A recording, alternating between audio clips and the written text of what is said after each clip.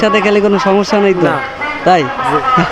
আচ্ছা ঠিক আছে তাহলে। আমি দরবারে দরবারে ঘুরে বেড়াই, মন ভরে খেয়েছি। শুক্রিয়া, আল্লাহ দরবার লাখ লাখ শুক্রিয়া। নাম কি আপনার?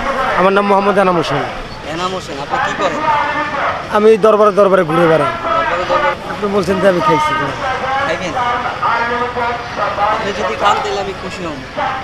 আপনি আমাকে 10-20 টাকা দিলে আমি আরো কোনো টাকা হলে ভাত খেতে পারতাম। তাই? জি। ভাত কোন জায়গায় পাওয়া যায়? এখানে ভাত এদিকে পাওয়া যায়। জি। আপনি তো ভাত আর আপনি আমি যদি একসাথে খাই আপনার কোনো সমস্যা আছে? না দেয়াল শিওর? শিওর। আপনার একসাথে খেলে কোনো সমস্যা নেই তো? না। তাই?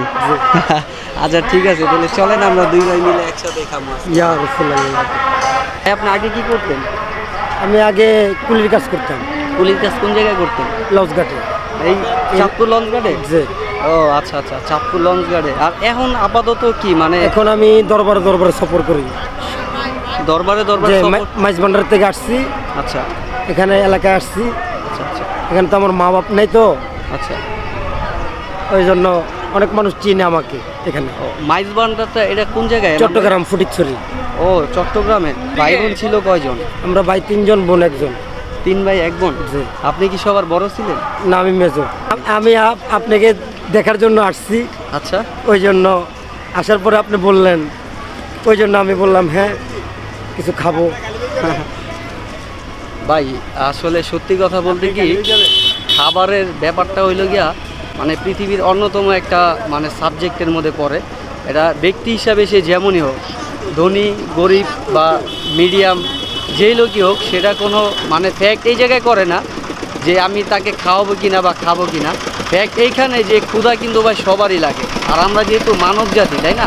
যে তো এনাফ ভাইয়ের সাথে মানে কিছু কিছু কথা আমি তার থেকে যেগুলো শুনলাম, মানে অনেকগুলা কথাই কিন্তু আমার কাছে ভালো লাগছে।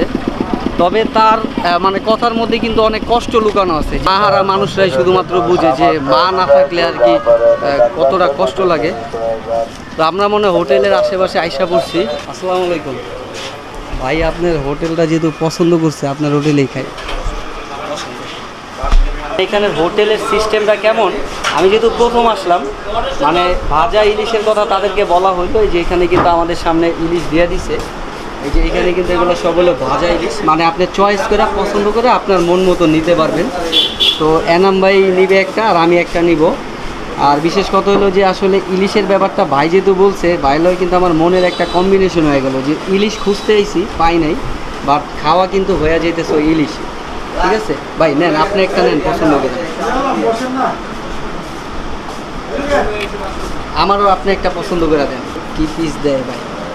যাক আলহামদুলিল্লাহ। এখানে ভর্তা আছে, মাছের ডাল। ও এগুলো মাছের ভর্তা ভাই? আচ্ছা যাক, এটা হলো মাছের ভর্তা, এটা সম্ভবত আলু ভর্তা। হ্যাঁ আলু ভর্তা, আর হলো কেজি ইলিশ। তো আমরা খাই, দেখি কেমন আর কি। আলু ভর্তাটা খুব মজা ভাই। এখন মাছটা দেখছি, মাছটা কেমন? ডিম সহ, মাছটাতে ডিম আছে। ভাইটার কি ডিম আছে? এনাম ভাইটাও কিন্তু ডিম আছে। এই যে ভাইটাও ডিম পড়ে গেছে গা, আমারটার মতো ডিম আছে। দেখে নিছি তো। ইলিশের ডিম তো মানে অসাধারণ টেস্ট, এটা আমরা সবাই জানি। তো আলহামদুলিল্লাহ দুই ভাই একসাথে লাঞ্চ করলাম, খাওয়া দাওয়া শেষ করলাম। কিন্তু এনাম ভাই আসলে মন বইরা মনে হয় না যে খাইতে পারছে। না না, মন ভরে খেয়েছি। শুক্রিয়া, আল্লাহ দরবার লাখ লাখ শুক্রিয়া। তাই? আচ্ছা আচ্ছা ভাই, তাহলে মন বইরা খেয়েছে। মাশাআল্লাহ, অনেক সুন্দর খানা খেয়েছি। কারণ ভাই মানে ভাত আমি ভাবছিলাম যে মনে হয় 2-3 প্লেট খাইবো, কিন্তু ভাই আর কি 1.5 প্লেটের মতো খাইছে। এই জন্য ভাবলাম যে ভাই মনে হয় মানে মন মতো খাইতে পারে নাই। যাক, ভাই যেহেতু বলছে যে শুকরিয়া আদায় করছে, তার মানে তার পেট ভরছে, সে ভালোভাবেই খাইতে পারছে।